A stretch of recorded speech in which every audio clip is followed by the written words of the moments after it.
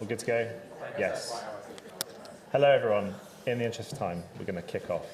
I'm really pleased that you're all here in this room, and I'm very, very excited to welcome our guests on the panel today.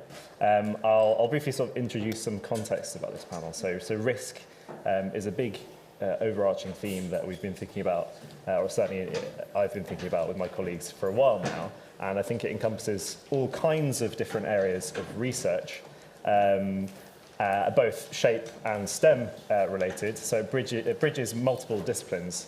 And I think in the world that we currently live in, it's becoming more and more of a task for us to deal with risk of all kinds.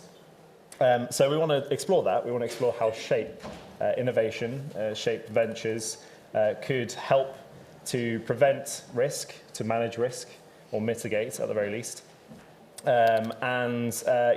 I'll quickly go into brief introductions for the panelists. I'm sure I'll do you guys no justice whatsoever with my brief introductions, but then we'll just dive straight into some of the themes and topics, and I know we've just had some really good conversations already, so hopefully we've got some left over for you guys to listen to. Okay, so first of all, myself, I'm Dominic Chivers. I'm an Associate Commercialisation Manager at Cambridge Enterprise, which is the University of Cambridge's commercialisation wing, and I focus primarily on arts, humanities, and social science commercialisation. I'm also a venture manager at Arc Accelerate, which is one of the partners of today, and I help with ventures going through that programme. So I'll start with you, Lara. Lara Manny is a co-founder of Global Volcano Risk Alliance, which is a charity dedicated to mitigating risk from volcanic eruptions through preparedness, monitoring, and advocacy, and is an assistant research professor at the Centre for Study of Existential Risk, which I think is one of the coolest research groups in title alone at the University of Cambridge. Adam Wurr, he's a former diplomat at the FCDO with 30 plus years of experience, including working on crisis preparedness and training at the highest levels across government, and is also an associate at the University of Cambridge Centre for Geopolitics, and also a emerging, shall we say, co-founder of Strategic Simulations, which is at the based on the work of the Centre for Geopolitics with Professor Brendan Sims, running Cobra-style crisis simulations. Carina Fearnley. Very pleased to meet you today. I know Adam and Lara fairly well, but not so much Carina, so it's been great to talk to you earlier today. Carina is a Professor of Warnings and Science Communication, which is another really cool title, can I say, at the Department of Science and Technology Studies at UCL, is also the Director and Founder of the UCL Warning Research Centre, which is the only dedicated research centre to this area. Carina is also a leading researcher drawing on relevant expertise in the social science, looking at things on scientific uncertainty, risk, complexity, to focus on how natural hazards and early warning systems can be made more effective. So very pleased for you guys to be here. I wanted to first pose a key theme that I think we could start our conversations with, which is what makes SHAPE interventions different? How can we use SHAPE approaches, beyond the purely technical or scientific responses to risk and preparing for risk, and what does it bring to the table? I don't know if any of you are interested in talking about SHAPE. Shall I take Do you want to try, Adam? Yeah, give it a go. So I like to present myself as a sort of living example of how SHAPE is proving to be really useful to allow us to break down institutional and theoretical and structural boundaries across society and institutions. So in my case, I've actually never been paid as an academic, but the Centre for Geopolitics at Cambridge University has provided for me a platform to connect with academics to build a methodology, undertake a research project, teach students. I would not conform to the paperwork requirements of any funding body, but nonetheless we have generated a practice which has got a wider utility, we hope and we think, in society as a whole. but we have no means to increase its reach unless we have got a facility under a SHAPE umbrella to lift us up, sort us out, and take us to the rest of society and the market. And that's, I think, what we're doing right now. So I'm just going to stop it there. But that's where I see the value. Yeah, I agree. And I think there's, just sort of thinking about the previous panel that was here in the SHAPE room, they sort of started to talk about the sort of disconnect between technology and the human at the other end. And I was thinking perhaps SHAPE interventions are that bridge between the scientific research evidence base, the innovation that's going on there, and the people that it's impacting or have to take it forward. Do you guys have any more SHAPE? Yeah, I'm happy to get it. And so, you know, risk doesn't exist without people. So, and that's the fundamental challenge in what we do in disaster risk reduction. It's making that connection. So the charity that we formed came from our research. We're academics. I come from an interdisciplinary background, but we've been working on global volcanic risk for a long time. And we got to this point where we realized, okay, well, there's not enough academic funding to support all of the work that we need to do to mitigate and reduce this risk. And there isn't really a vehicle or mechanism to be able to do the kind of advocacy work that gets an increased prioritization around our risk. And actually make that real-world impact. We're really, really good in academia about getting a project funded. And actually, particularly, Carina's also a volcanologist, in our field, we're actually really great at doing things like community engagement, doing disaster risk management, like increasing disaster risk management. But we're often not able to scale it or be able to have it, allow it to have the longevity, because quite often, you know, this is exactly what we talked about in the panel before, your funding stops, and that's kind of where it sits. So we found that there was a need for more diverse funding sources to be able to sustain this amazing work that we do, scale it, use examples from parts of the world where we have had great success and trial it in other areas, but also to have that longevity and that cross-field learning. How do we kind of do that? And I think that using building a charity like we have, which is a commercialization project of our research, which Dom has happily helped us with, has been a really amazing vehicle for really starting to increase the impact of our field and starting to diversify that. So I think it's really, really essential to bridge that gap, because everything that we do, fundamentally, risk is human problems. And so you have to have the element of the human in there to do that. That's very true. Carina? So in the 1970s, we had the first conference to talk about global warming for the UN. I'm looking at you because you've got the relevant shirt on, sporting that beautiful, beautiful shirt. Obviously, I don't like the beautiful intentions behind it, but it's very beautiful nonetheless. So 1970s, we were talking about climate change, and 50 years later, we're still talking about it. Is it because the science isn't good enough? No, the science is good enough. It's accurate enough.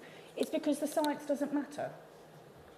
It's as simple as that. And I hate to say it in a very blunt, controversial way, but it is all of these other aspects of politics, art, humanities, society, how we perceive things, and how we juggle that scientific knowledge within our different audiences. And I guess another example is also in terms of thinking about how we make our own individual decisions. Like if we think about if we're faced with a tsunami that's coming towards us, how are we as individuals going to make decisions about what we do? And that's going to be shaped by our own education, our own experiences, our own culture, our own understanding of disaster movies, which may or may not be right, and so on. So science is very uncertain.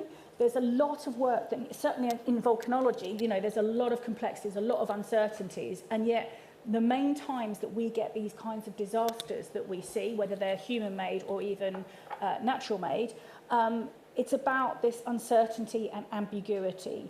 And so it's really important that we work across all the different stakeholders, all the different experts, in order to find better solutions. And that requires more interdisciplinary skill sets, communication and engagement, and investment as well. And I mean, I'm one of the results of a NERC ESRC PhD scholarship that ran, and they stopped it after a few years. And actually a lot of us in our field came from there and have gone on to pioneer lots of different aspects of interdisciplinary. So I really want to encourage that kind of way of thinking, because actually that's really what's going to get us to the next stage. Yeah, I want to pick up on something you said there. So on the science not mattering, that provocation. I think, and it links nicely in sort of maybe perhaps the next theme, but how when there are risks that somehow seem so intangible, you know, they don't seem real to many people. They're like, oh, that's just, you know, that's the stuff of films. That's the stuff of the media. How do we cut through and enable trust and communication and therefore enable preparedness to happen and investment to happen as well? I'm happy to start on this one. At the Centre for the Study of Existential Risk, we often think about this. So, you know, most of the risks we work on are totally intangible. You know, well, some are not, less so, nuclear war, for example. But we work on pandemics, we work on the risks from advanced technologies, we work on all sorts of anything that might either extinct humanity or cause mass population loss. So these are really tricky risks to deal with. These are extremely complicated to communicate. They're shrouded in uncertainty. And it's very, very difficult when you have political mandates, when, you know, when you go through election cycles. You know, MPs are not getting elected based on their long-term vision of the future. You know, Mrs. Brown's garden's flooding. She wants you to sort it, and that's very much, they're not incentivized to think in long-term thinking. And that's really a challenge in what we do. And so some of the things that this is what my researchers at the Centre for the Study of Existential Risk has been like, okay, well, how do we do this? How do we get these risks onto the agenda, into the room with policymakers and the people that need to make that change without them even having to really think about it? And, you know, one of these big things around this is the fear factor. They feel really large. They feel like you can't make much change towards them. You feel very disempowered. But also, who wants to think about the end of humanity? Well, there's a whole group of us that do, and we love it. But I promise you we're optimists. I got called Nostradamus yesterday by the Red Cross, so I know what you mean. And so one of the approaches that I use in my work is using creativity. So communicating risk without even realizing they do it. I would call it stealth communication. So getting people into a room, and I use a very interdisciplinary approach. I use lots of creatives in the work that we do, and I'll bring them together with humanitarians, risk managers, policymakers, anybody that I think is relevant, people that work in foresight and futures exploration, and I get them to co-create together. And I say, okay, well, this person's thinking about a museum exhibition on existential risk. Have a conversation about it. And they'll, without even realizing it, they'll be able to distill messages that they think would be relevant for a museum exhibition, and they're creating together. There's no laptops out. People are just discussing. They're using that inner creativity. And the idea is very much to switch from this extrinsic motivation to intrinsic. How do you get someone to care about that risk? Because when you are able to achieve that, when the time comes that a policymaker might have the space for it, they'll be like, do you know what? That still sits with me, and I still think about it a lot. And now's the time that I can do something, or they'll be able to pull it into the work that they do. So that's very much the motivation for how we do that at our centre. Adam, I feel like you have lots of it. Yes. I mean, all of that chimed. I think the thing that chimed most was the use of the word fear, because to probably misquote Roosevelt from the 1930s, as a society which is under stress and challenge, which I think we could probably all agree ours is at the moment. You know, the idea that the thing that we have to fear is fear itself is very, very true if you are a senior leader or a decision maker. And I've had I call it the confusing privilege of having worked with now 13 secretaries of state of all parties who've come up and participated in our exercises, and what we do to make it safe for them is recognise the fact that they're just like us and that they are fearful about the choices that are ahead of them as well. And the sort of magic that has happened, if there has been magic, is that we've been able to exploit that fear to open their minds to the expertise of the university. And that moves everybody into a problem-solving mode. It's also a day of suspension of norms. It's a game on one hand, but it's a game that's dealing with the most serious of issues. And, you know, it is a privilege for us who run it. It's a deep privilege for the students, because by the middle of the day, we get to turn around to, for instance, Amber Rudd, who was Home Secretary when the Sergei Skripal poisoning happened and there was Novichok being dispensed in Salisbury. And she's munching a sandwich and she's talking about what it felt like to have to decide to do X or Y. And Charles Clarke, who was Home Secretary during the 7/7 attacks here in London, talking to the students about the decision he had to make about whether to shut down or keep open the London Underground because Tony Blair was in Gleneagles running a G8 summit and he had no boss to turn to. So you're suddenly, you are suddenly exploring the risk in a really quite visceral way, but it's the university that's provided the envelope for that to be done safely for everybody.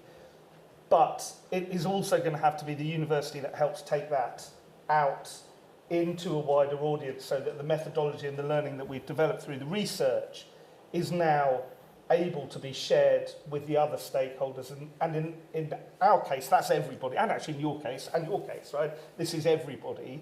And so it's both exciting and energising. But I think we probably all feel that we're compelled to do it because of the times that we're in, and that's why we need the funding and we need the stakeholder community. So that's what I think about that.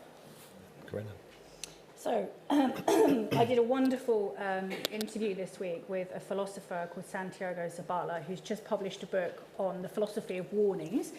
And in that, he quoted that the lack of emergency is the greatest emergency.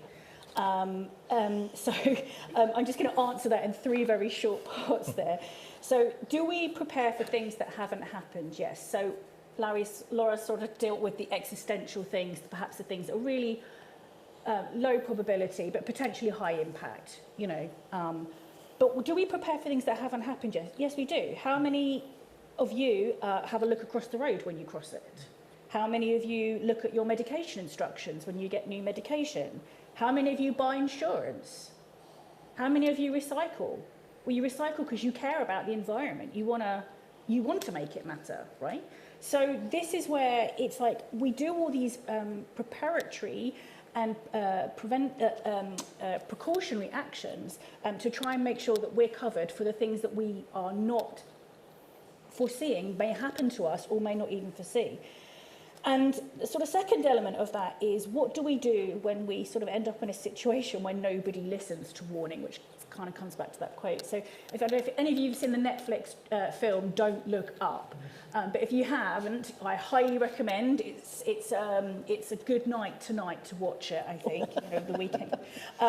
But it's just this wonderful idea that, and it kind of comes back to my sort of point where even when the science is like 100% certain, will people actually take an action when their lives are dependent on it? And it's a really great film. And it's really that idea about how do we think about truth, how do we think about how science fits into our capitalistic structures and different political structures.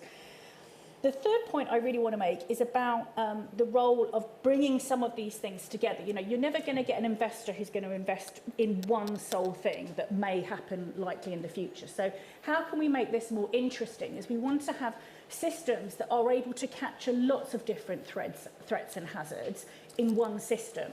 So, like, you know, the idea of multi-hazard warning systems, where we're building resilience within communities to be able to deal with the disaster, whether that's the regular flooding they see or the volcanic eruption they've never experienced or the cyber attack. They have that network, they have that mechanism in able to communicate, respond and engage with one another. And this doesn't actually have to be a very expensive thing. The Bangladesh cyclone preparedness measures that were put in the 80s have saved millions of lives and have basically been a megaphone, greater links between different representatives and the meteorological agencies, and a number of shelters being built. And this can be an incredibly effective way. So I guess what I'm trying to say is the way that we can actually dealing with the emergency is actually by building resilience and capacity and being more cost savvy with what we're doing. And I wanted to pick up again on that creativity aspect that you were talking about, Lara, because I think it is that if you can find ways to make people have an embodied experience and really understand the risk and make it personal to them by sitting in a simulation room, by taking on the character of a minister, or by taking on the role of someone who's in charge of aid or something, that is what makes it real. And I was wondering, that blend of creativity and immersion, how can that help us get through to the right rooms, to the right people, to captivate, those that are, have the power, the means, the capital to help prevent these risks? Well, I think storytelling is very important in this. And I think we all live in this world where we are constantly talking about the deficit of trust between those who govern and those who are governed, or those who run the capitalistic economy we live in, and those of us who are recipients of it. And in some senses, the answer to your question is about breaking through those perceptions, because it is just human behaviour. We tell these stories to each other. We tell these stories that we can't trust politicians, and politicians believe it. Then they will say to you, nobody trusts us, so they literally, people who are household names, at the end of these days, when I'm sitting next to them at dinner, say, what can I do? And I'm like, you were the Home Secretary. You might be the Home Secretary again. And the answer is we have to start the conversation and doing it in a way that they feel that they can take it on themselves. And we have to help leaders in government, in business, in academia, and I'm sure there's lots of people in the audience, but let me give you a risk for all of you who are connected to the university sector. How much of your university finance is resting on unreliable foreign funding? What is your Vice-Chancellor doing about that risk? How is it being modelled? How is it being tackled? How is it being discussed? Answer, for most organisations, not properly, and that's being kind. So I'm sitting here being honest to an audience, but in doing that, we're inviting people in to share that honesty and that approach. And that would work for a multinational corporation as much as it would work for a university management board, as it would work for a local parish council. So the conversation is about empowering people to change. Lara, you're a very well-networked person. And you always find your way into the interesting rooms with powerful people. How do you approach? Maybe I'm being unfair, but I think just you be are. a really nice person. Yeah. Kick the door down. Yeah, so, I mean, Dom is being very kind there. I will admit to being a serial networker.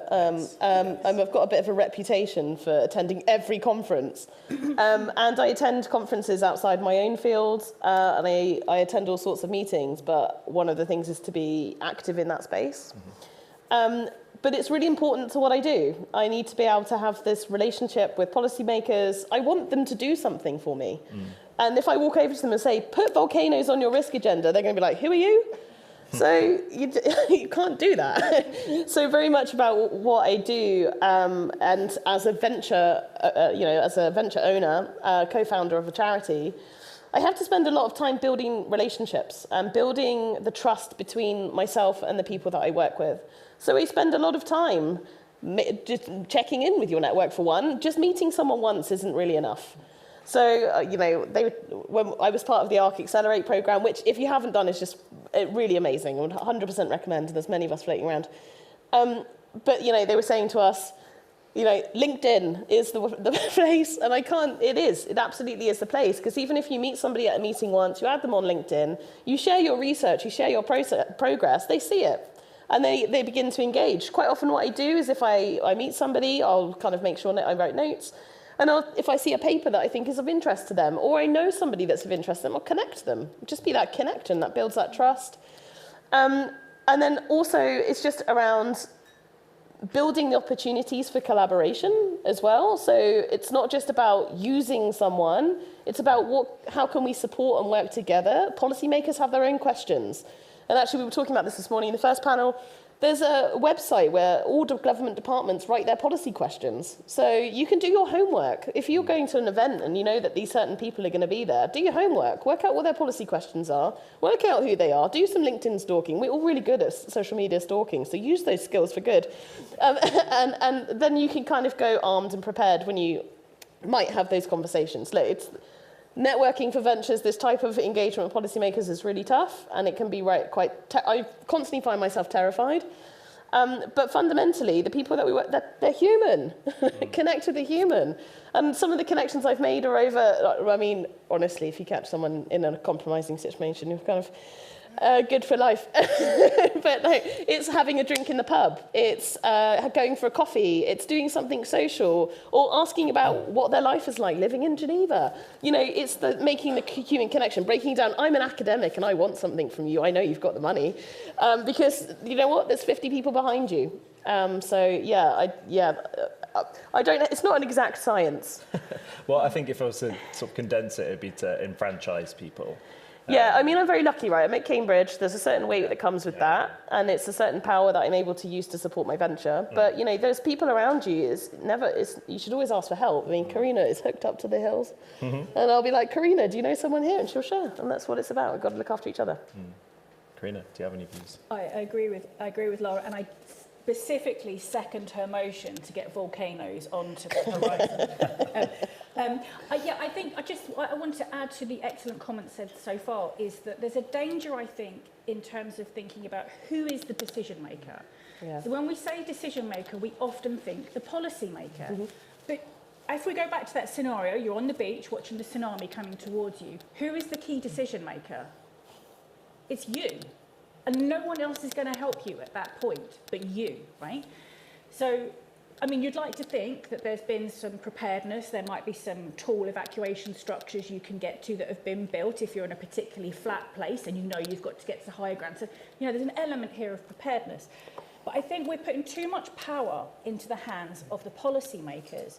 And actually, you know, in the warnings world, we have this phrase where we talk about the last mile, which is basically, you know, we do all the scientific information, we figure out that there's, you know, something happening at the volcano, it's rumbling, we tell people, we take action, and so on. And then we kind of communicate that to the people at the end of it. That's the last mile. It's like, how do we get this scientific message out to people? But actually, that's completely the wrong way of doing it, because the end person is actually our client. That's why we're doing the scientific monitoring, if you want to put it that way. And so we actually want to focus on the first mile, which is what is it that people want and need? I mean, GM crops are a classic example of where a policy was put forward to the UK about how we should have genetically modified food, and the public went, no, actually, we don't want that, thank you very much. So it's really about bringing in the techniques, specifically in science and technology studies. There's many different policy, community engagement, public engagement strategies that can be put in place to actually understand what is it that people want, what do they see as a problem, because what, you know, I as a policymaker might be seeing as a problem may not be a problem for those people. So there needs to be a sort of flatter hierarchy in terms of that decision-making process, but also just to empower communities as well, and that we don't have to just depend on the policymakers. We don't have to not recycle if our local council doesn't have recycling capabilities. There are ways around that. And in fact, probably a lot of us recycle because people wanted to recycle and they placed pressure on the government. So it's really important to keep that. Who is the decision maker here and what power do they have? Yeah, that's really good. And I think it does touch on that point of how do we translate this into policy action. I mean, it's to some extent, do we need the policy action? We can rely on ourselves as communities to, when facing crises, to deal with the issues and to think about, there's only so much policy that can help prevent So issues. I think I would add to that certainly in our case, because we've always got students in the room, that there's an educative element to this as well, because it is axiomatic that students at our universities are there to learn, and by exposing them to these practices of risk management and exposure to risk, we're helping them form their own ideas for the future and their own resilience against whatever challenge it is, whether it's a volcano or whether it's a public health emergency or whatever it is. So that thing about experiential learning, which we all sort of relate to, and there's quite a lot of good behavioural science behind this, leaves a lasting memory in our brains that we can access when we're dealing with future low probability, high impact events. So you are actually, by doing the thing, just by doing it, building resilience back into society. And I think we find that there's a narrative that runs through all of our interactions with the very important people down to the students who are important in a different way. It's all the same. You're in the room because it's for all of us. And that, I find, breaks down the people-politician barrier. And then you get the conversations that you need.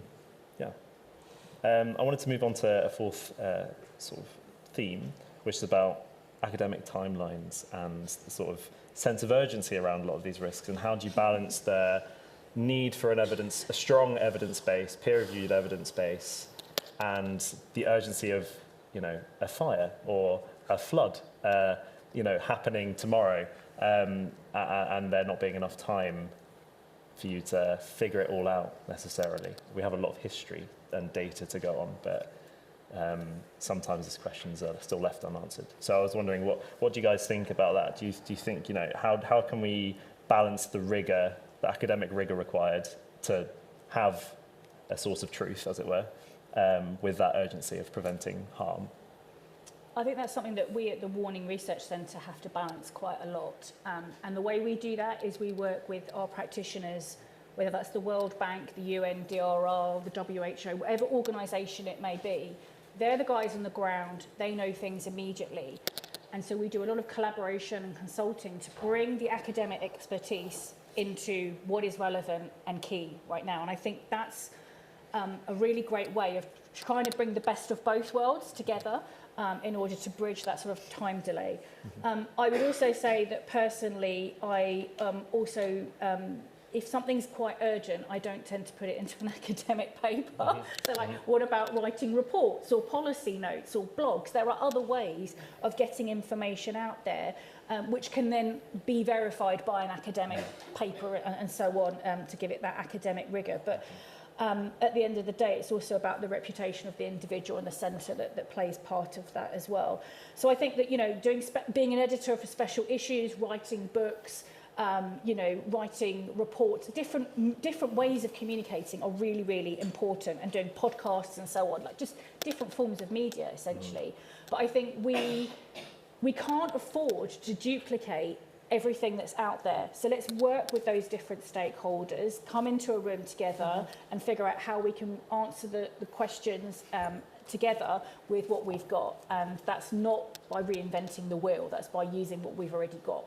So that's worked really well for us. Yeah, and that's the SHAPE way, the sort of multimodal approach to different issues. It doesn't have to be a peer-reviewed paper. No. It can be a policy note. It could be an event that you host. Or it can just be networking at an event like this. It's like Lara and I were just talking about, putting out a comment paper that can be quite a rapid turnout, but then the paper gets published a year later. Yeah. But the point that's relevant has got out there within the community, and then, so absolutely. Yeah. Lara, do you have any views or Adam? Well, I guess I would approach it slightly. I mean, absolutely everything Carina says is always wonderful. I guess that my perspective is we should never really reach crises or emergencies because we should be well prepared. And that should really be the focus of lots of what we do. And that is exactly what you say, Dom, learning from the past. COVID is super interesting on this front. Like all this scrambling around, some of the literature that was published kind of pre-COVID eras on, there's this wonderful scenario exercise that was run by Johns Hopkins called Dark Winter many, many years ago, over 15 years ago. And I reread it after the pandemic, and it models an influenza pandemic spreading across the US. And there's a comment in it like, widespread lockdowns would just be incomprehensible. And I thought, well, this didn't age well. But actually, do you know what? When the pandemic broke out, we've got a whole bunch of amazing experts in the UK that work in public health, that have worked in Ebola crises and worked in other crises all around the world. We've experienced MERS, we've experienced SARS. And for some reason, that didn't seem to matter too much. And it was a bit of a scrabble. But also there was a struggle to understand what the expertise should have been in places like the COBRA and SAGE committees. There was a lack of that kind of thing. So this is why preparedness is utterly key. And this is for the risk, I work on volcanic risk, this is utterly essential.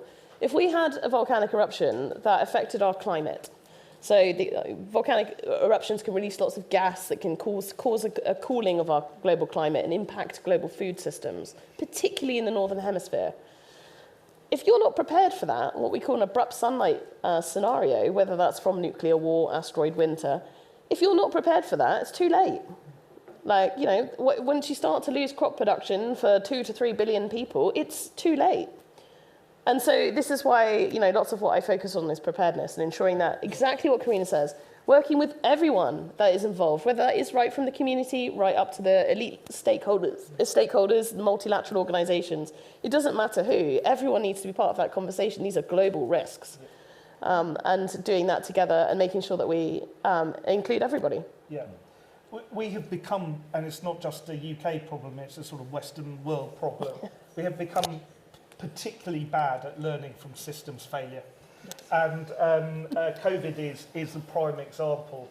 Who's paying attention to the years-long inquiry into this, where officials turn up and talk about what their experience was and how they felt and all the rest of it? The answer is nobody. There'll be even people in the inquiry room who are thoroughly bored by it now, right?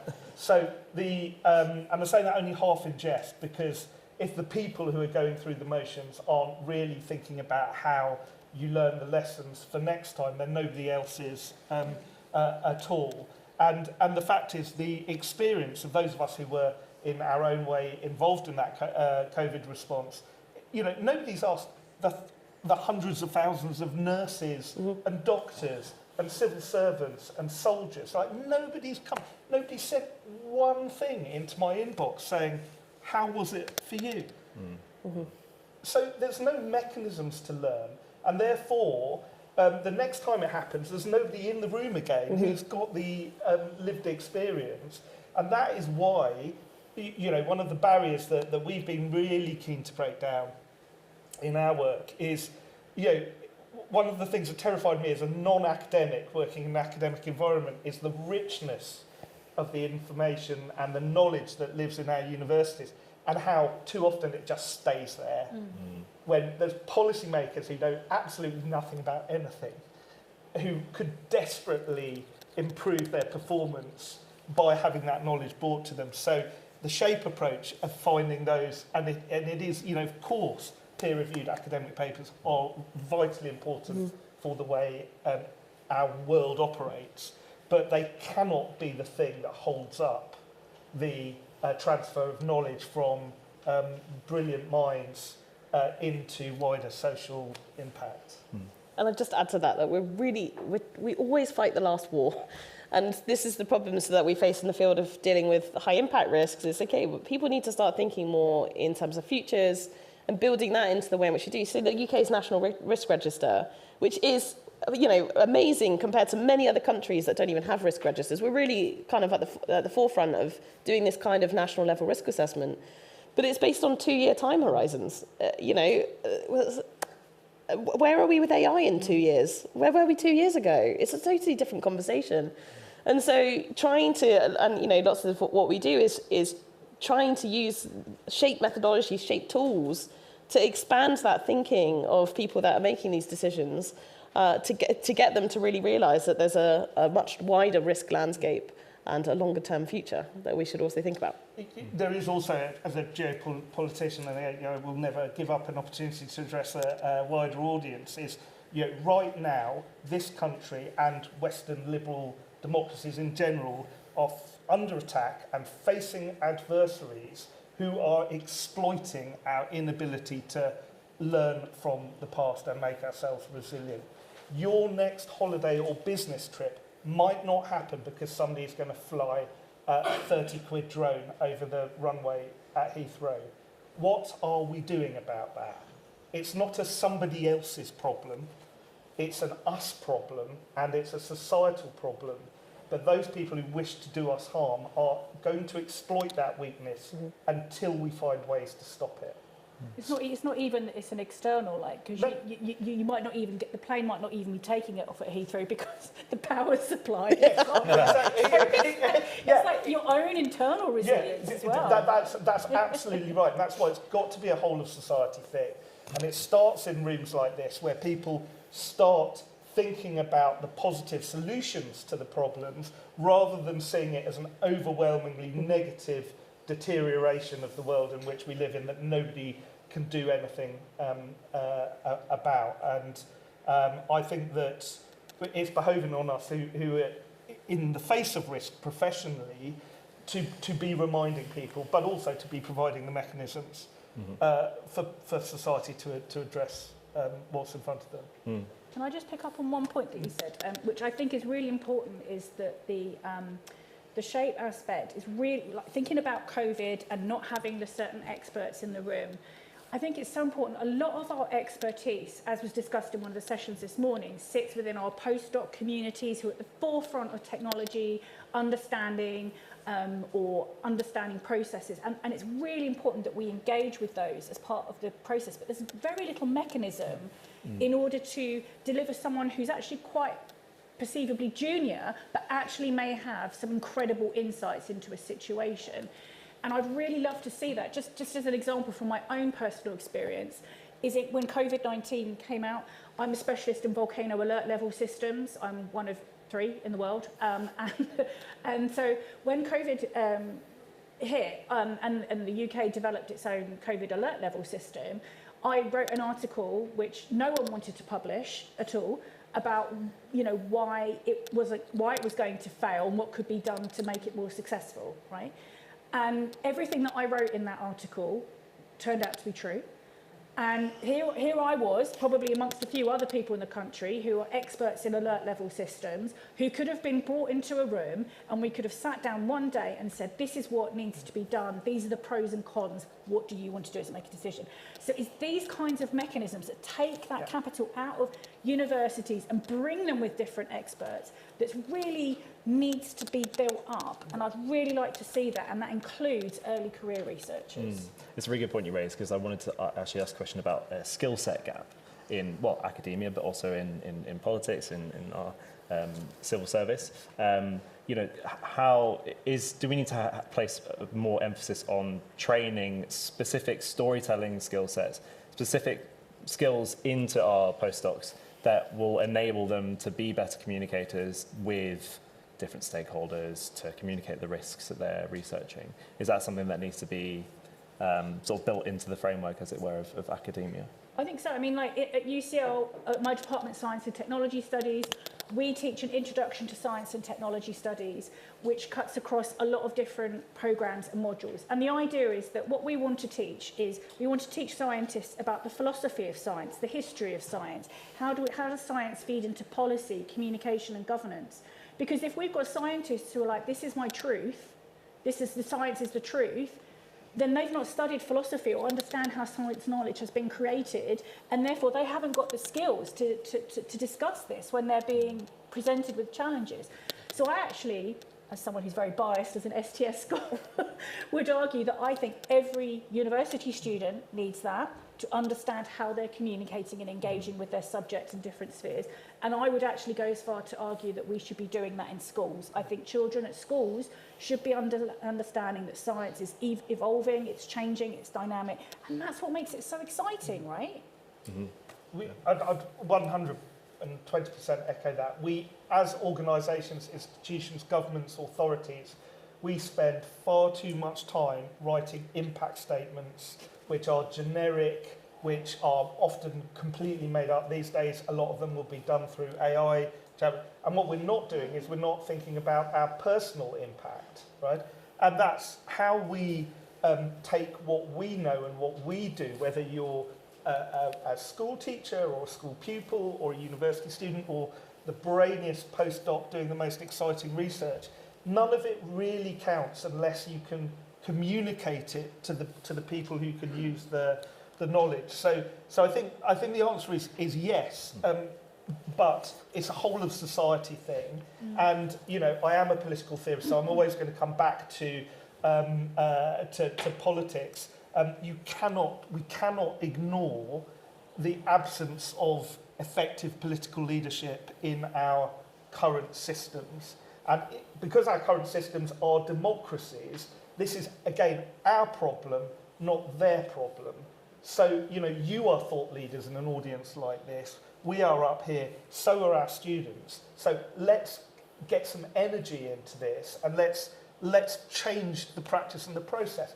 Stop working on that impact statement. Tell your boss you're not going to do it because it doesn't matter. And turn around and encourage your colleague or your student to pick up the phone to somebody who can use the research and start telling them why they can do it. Obviously, you can tell I'm really passionate about this, but it's not going to change unless we individually make the choices to change it. Yeah, the problem is academia isn't set up like that, right? Where if you don't prove your impact, you have no worth. That's how we're taught. But the problem is we're not incentivized with impact either, right? It's like papers. But I work mostly policy oriented. And there's no value to that. I don't get, if I go for an academic job, it's like, well, why didn't you publish for a year and a half? Well, I built a charity. That's what I've been doing, but that doesn't count for anything, and it's really frustrating. So there's also this incentivization in the way in which we do it in our in our universities. But on the skills gap, I'm so fed up of sitting in rooms, high-level multilateral settings where they say, do you know what we really miss? Risk communicators. And I think, well, why didn't you invite them? And it's really frustrating sometimes that this kind of happens over and over. And I agree with what Carina says, but at the same time, I think about my husband. Sorry, this is a ramble. I'm thinking about this as I go. He's an academic, and he often moans to me that he's having to do lots of communication about his work. He works on PFAS, so it's very topical right now. He's having to brief ministers in government. He's never been trained to do that. It's a specific skill set, and we should really value the skill sets that we have in doing impact and doing SHAPE approaches. It's a specialism. And so actually making all researchers do all their impact stuff, I actually don't think is great, because it puts them in a very stressful situation and erodes the value of what we do. Mm-hmm. So I've been thinking about that a long time. It's a great point. It bleeds me, I think we have enough time for the last point, which is to measuring impact when success is invisible in the risk world. Success for you guys is that nothing happens. Nothing happens. That's literally the tagline of my centre. Success is when nothing happens. Yeah. How do we therefore share success stories? Yeah, how do we build stories around impact when success is invisible? It's a hard question. In my project, I do have a slightly sneaky get-out clause, because there is a sort of slightly predictive quality to what we do, because we try to set our scenarios in a near future, and part of the skill of setting the scenario is thinking about the worst case that might happen in 6 months' time, and then running the simulation. Now, what that does mean is that over the 10 years plus that we've been doing the simulations, we can see how the real world responded to the risk alongside our simulated future. And so, for example, we did run a Russian semi-invasion of Estonia 3 months before the actual invasion of Ukraine in 2022. And one of the outcomes of that was we modelled the fact that Europe was heavily dependent on Russian oil and gas, and that we predicted a global energy price shock. So that was one of our triumphs. We definitely predicted that because it was all recorded and on video, and then it essentially happened. We've also, 2019, with Andrew Mitchell playing our Prime Minister, we asked a question which will, I think, resonate with you two about what the question was: what would be the effect of retreating ice sheets on the geopolitics of the High North? The answer we predicted was that Greenland would become a contested territory. And that was in 2019. So when I'm asked, how do you know your model is useful, I give examples like that. But that does lead me, as I say, to yesterday being called by the Red Cross Nostradamus, and now becoming fearful of my modelling. And I said, well, in a way, that's what we want to, that's the conversation we want to generate, because I'm your worst nightmare. Unless you do something about it. So I think it comes back, in the actual answer to your question, to storytelling, which is what I've just done. So I think we have to find ways to bring alive and create in our audiences and our future customers and policymakers narratives that explain why it is important that our approach is important to it. And I think that what you say is absolutely spot on. But we also have to recognise that one event is one event, right? And it's so dependent. You know, whether an earthquake happens during the day or night, which depends on where you are in the world, is going to change dramatically the amount of people that may potentially die. So it's so circumstantial. Disasters will always happen. I don't think it depends how you define success. I would argue that you're never going to have success, right? Because there's always going to be things that are knock-on effects or consequences from what actions have been taken, even in a preventative, resilient way. So it's about how we can reduce the impact and empower people. But I would argue that it's about understanding the context. So there's a couple of things here. One, we're in a world where we've got lots of different risks happening at the same time. So we might have a volcano erupting, a typhoon coming in at the last minute, which is what we saw on Mount Pinatubo in 1991. We might also be in a situation where there's conflict, there's famine, we've got cyber attacks and so on. So we're not just looking at this one disaster or thing, we're actually looking at a whole suite of things. And they all interact with each other in a complex way that we can't understand, which is why complexity is so important to helping us understand our current dynamic and situation. So it's really important that we take context into the picture. And the best way I can illustrate that is look at COVID-19. Now, COVID-19 obviously was terrible. Lots of people died. But from a scientific perspective, and I am a scientist by training, it was brilliant, right? Because we had this control. We had this one event, this one virus that impacted all the different political situations, whether you were capitalist or communist, different people of different ethnic groups, DNAs, genders, religious backgrounds, economic backgrounds, in conflict situations, in peace situations. And we were able to see what was the actual outcome of those different contexts on how many people died or how quick the economy bounced back and so on. And that is, to me, that would be a much better valuable use of time, is to analyse something that and say, actually, what is the best way of us managing our society in a political and economic context and social economic context to be able to, for us to get success going forward. And that's what I'd really love to see rather than the blame games. Who said what you're never going to get the answer. We're never going to get the answer. You know, like you look at situations like Chernobyl, it was another country that rang the alarm. You know, there's too much at stake and politics there. So let's just not go there. Let's just actually deal with what can we do to make things more successful. That's a really good point. I think in terms of time, we've got 5 or 6 more minutes. And I think I should turn to you guys in the audience. If you have questions, then we can ask them. Yes. Do you want to ask a question? Thank you so much for an absolutely fantastic and engaging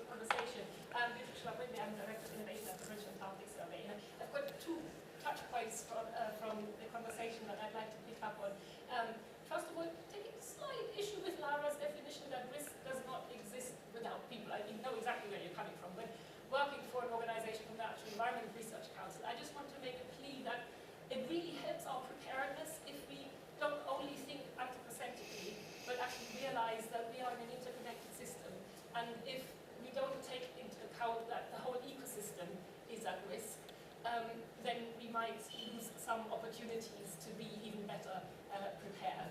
And the second thing I'd like to pick up on is Carina's statement that the biggest emergency is that there is no emergency.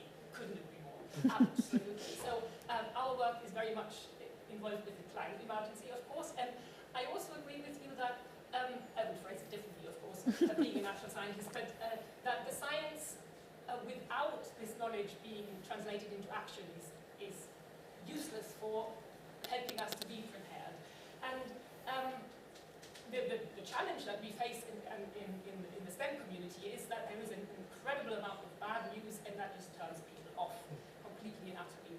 So this is such a brilliant conference because it helps us to bring together that foundational evidence from the science base with the SHAPE community, because what we need to do is turn something that is so off-putting into a way that taps into people's value systems, and that turns it into something that is life-giving, that has an aspect of joy and energy with it, and that's where the creative professionals are just, absolutely crucial. And the garishly coloured shirt that Carina was referring to, which we talked about in the previous session, was trying to do that for COP26, just to put the story of climate change in the Arctic and the Antarctic embedded in the fabric of the shirt. And everything in this shirt is bad news. But because it's playful, it helps to start conversations and just has a different approach. So my plea is from the science community to the SHAPE community, please reach out to us and let's work on things where we can tap into creativity and bring a life-giving element to this preparedness in a context where if you only look at scientific evidence, you just despair. So thank you for this conversation. It's really fantastic. I was going to say, I was being deliberately provocative at the start, but of course, because as a scientist, a scientist, of course, is very important. But no, I completely agree. It'd be really interesting to do a thought experiment where if in the 70s there had been more cross-disciplinary discussions about it, how would that have been different? So, and as someone who works a lot with artists, we've got, in fact, the only council that will actually fund me is the Arts and Humanities, which is lovely. So thank you, Arts and Humanities Research Council.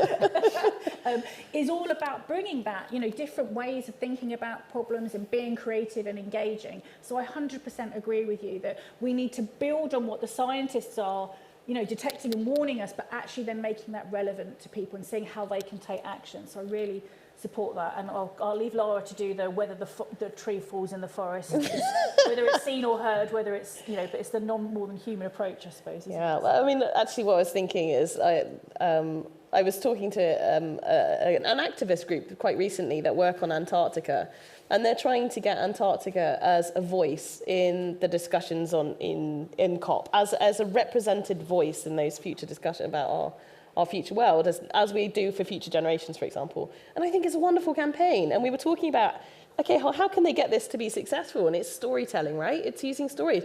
Because one of the things, I've loved Antarctica since I was tiny. And it's that mythical, it's the exploration side, it's the wonderful pristine environments, and all of us, when we think about Antarctica, we can picture it, right? We can picture the penguins, we can picture the ice. And so there is something already embedded in us, and it's pulling out the stories that make us connect to that. And so absolutely, that's 100% on the creativity side, so essential for exactly the work that you're doing. And amazing. Yeah, I think this is plenty of fertile ground for collaboration between SHAPE and STEM. Brilliant. I think that's a great point to end on. I don't want to hold you guys from lunch, which I assume is next. But thank you very much to the panel, and thank you very much to the organisers and to everyone here for joining us. And let's continue these conversations over lunch. Thank you.